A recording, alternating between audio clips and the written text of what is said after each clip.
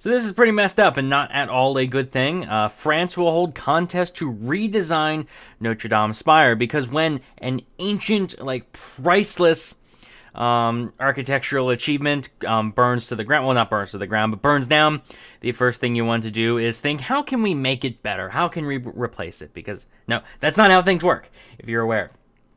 When it comes to ancient architectural achievements, the last person I want reconstructing it is the guy that says, let's make it better. It's like, no. Like, the reason this building, like, if you were to rebuild Notre Dame today as some, not necessarily rebuild, but let's say it was never built in the first place, and you would build something that looks exactly like it now, it wouldn't be as great, because it's the history behind it. There's so much history and culture, and there's so much to that ancient architectural achievement that makes it so much different than if you were to just redesign it or make it better. It's not necessarily about the design, it's about the history behind it.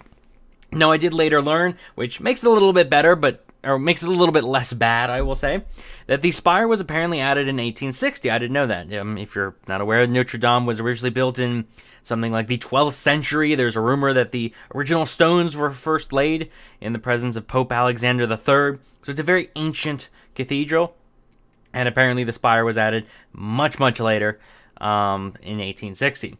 So it's like, of all the things you're going to change, if you're going to change the youngest part, honestly, if back in I don't know why they added the spire. I don't know why you would add a spire. Like, again, if I lived near this great architectural, historical building, I wouldn't want to start adding stuff to it. But apparently they did that in 1860 and added a spire. But now that we're saying, like, oh, let's make it better, let's make a new one. No, I would just rebuild it and say, look, this thing was great then, and it's still great now. Like, that's the point of the thing, is not that it looks cool. The point is the history behind it.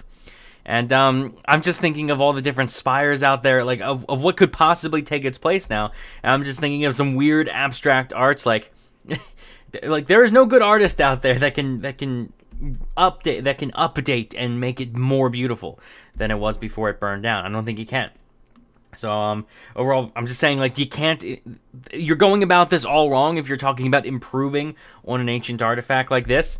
Like, if we were to somehow lose Michelangelo's David, if we were to damage part of Michelangelo's David, we don't start talking about how to improve it or make it better. It's like, no, you try to restore it to the best of your ability. Like, when you take ancient art, you don't try to improve upon it. Like, it's just the fact of improving upon it is not an improvement. That's the thing. The best thing you can do is restore it because it's the history. Now it's something different if you try to change it. But yeah, I think this is bad. I've never met anyone. Like, I went around and I asked a bunch of people all across the political spectrum, like, what should we do? Or what do you think of this? Like, what should the change be made? And every single one was like, yeah, we shouldn't make any changes. We should put it exactly the way it was and just restore it.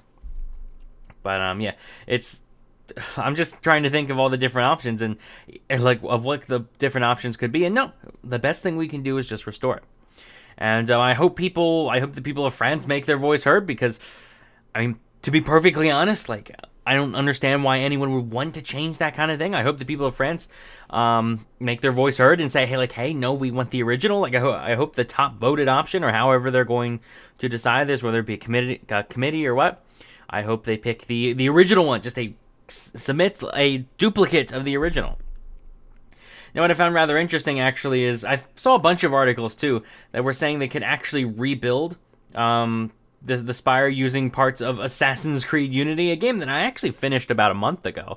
And I spent a good 2 hours trying to get it, not 2 hours, well, probably in total about 2 hours of across like a week or so of trying to get that thing to run on my computer above 15 frames per second. That thing is atrociously inefficient, and just and it wasn't a bad game, but I just find that a little bit amazing. Now, don't misread the articles. They're not saying like, oh, we can use this thing as the sole source of restoring it. No. What I've learned is apparently when, like, if you've never played an Assassin's Creed game, I've played quite a few of them. I'm actually going through one right now. Their maps are incredible. Like, they're honestly, like, my favorite thing about them is that they take ancient historical buildings and they replicate them in this fictional world where your character is agile enough to go around and walk through them, and it's the closest thing you can get to actually be without actually being there. It's very incredible. and it's they did a great job of Rome. They did a great job of pretty much like the several Italian towns they did, or cities.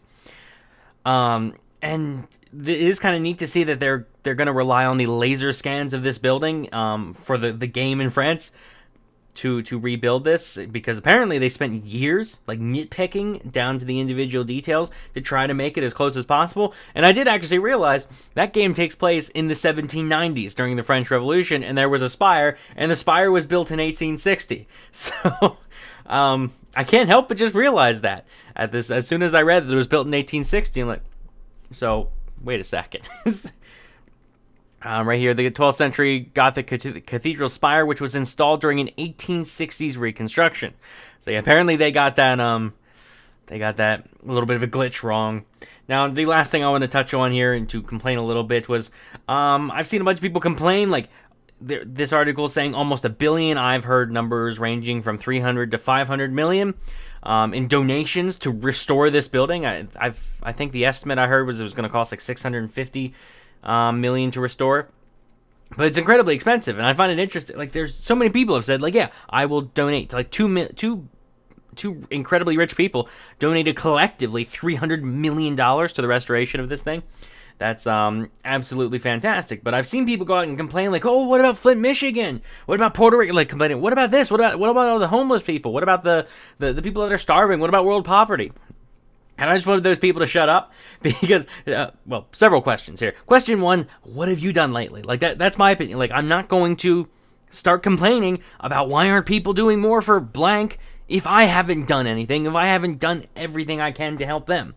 So I do think that's an accurate state. I don't think it's too ridiculous to say if you're going to complain about people not donating to a cause or supporting a cause, you have to have rigorously supported that cause first. Second, people are complaining about Flint, Michigan. Flint, Michigan is pretty much good. Like, it's not perfect. There's still issues there, but for the most part, I just read through it yesterday to check, and yeah, if you look at all the updates, it's for the most part the problem is like 95% solved. The most recent tests from the second half of 2018 show that the most high risk areas showed half the limit of lead in the water. So overall, I'd say they've done pretty good. So people complaining about Flint, Michigan is like, one, what have you done? And two, read up on it. Updates. You can't say that anymore.